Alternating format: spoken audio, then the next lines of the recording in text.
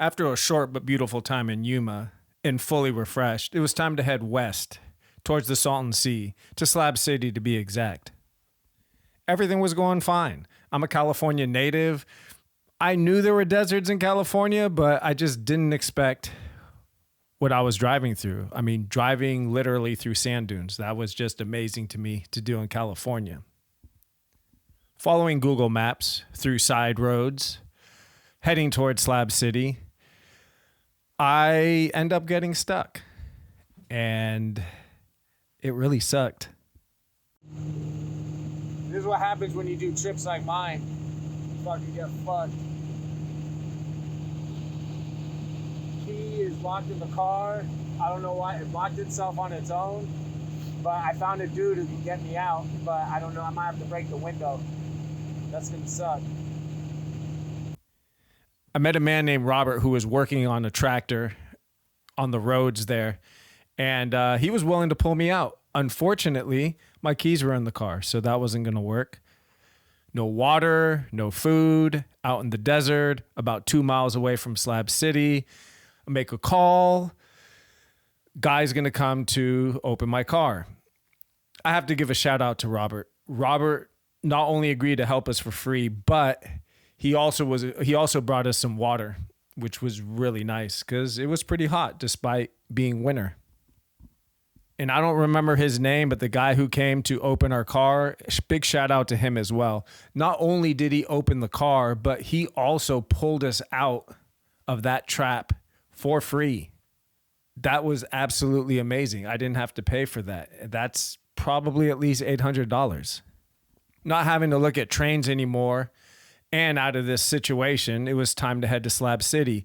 But now my car was even just going over 40 miles an hour. It just started rattling and shaking, and I was super paranoid.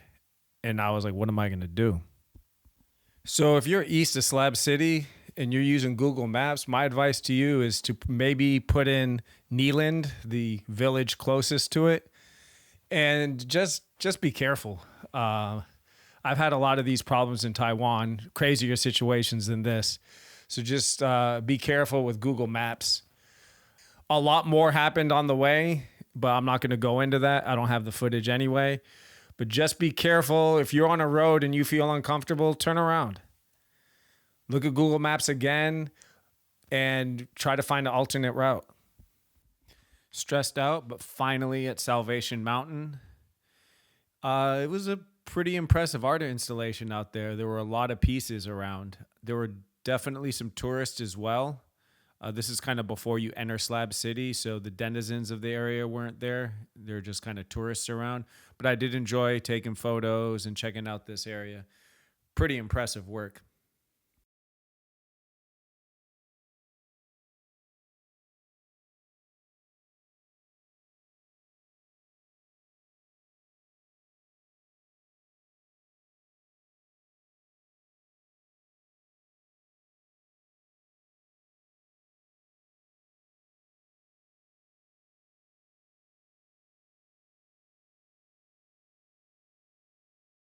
When I entered Slab City, I wasn't sure what to expect.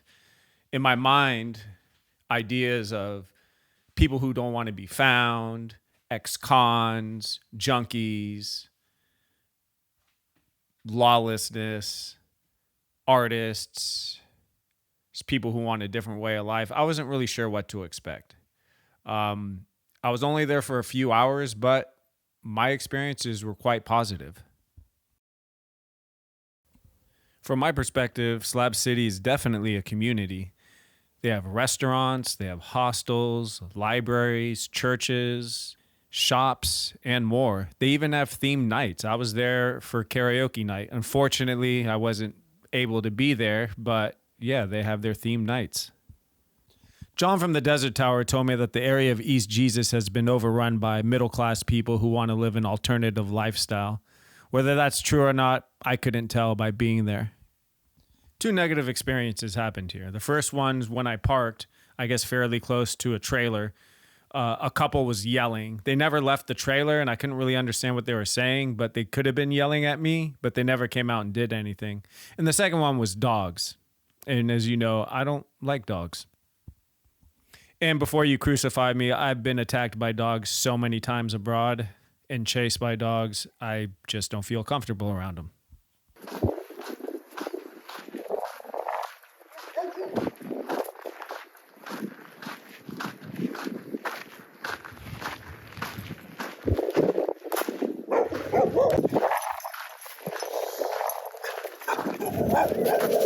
Hey.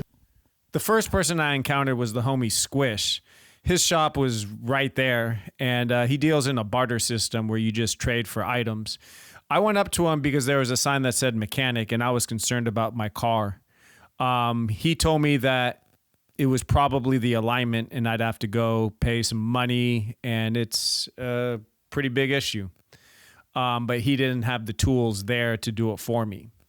So I was just like, okay, I was kind of bummed out, whatever. And then I just decided to wander around a bit and check things out.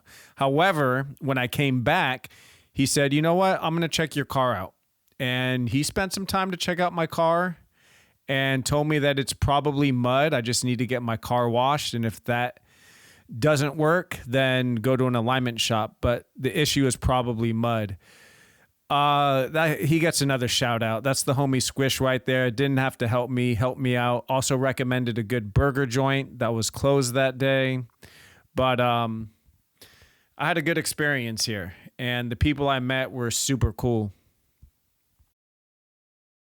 I met an artist named Dot, and she invited us into her place. She shared a lot of her art, which was really dark and interesting. I liked it a lot. We talked about Dungeons and Dragons and her type of art, invented on how everyone's offended by something these days. I wanted to get a taste of the salton sea, so I went to Bombay Beach. Now, this place just kind of looked like Mad Max, post-apocalyptic, and then people there think of the movie Gummo, but yeah, this place was weird. I don't even want to pretend to know what goes on here, but they had a bunch of art installations out here, which were pretty cool. A very interesting place.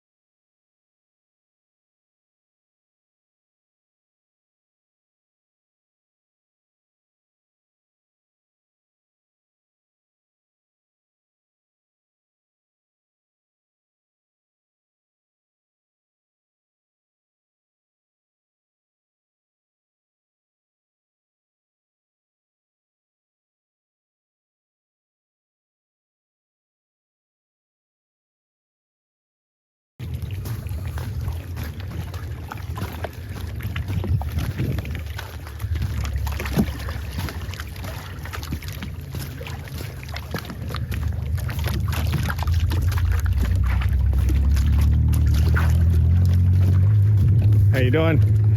How's it going? Pretty good.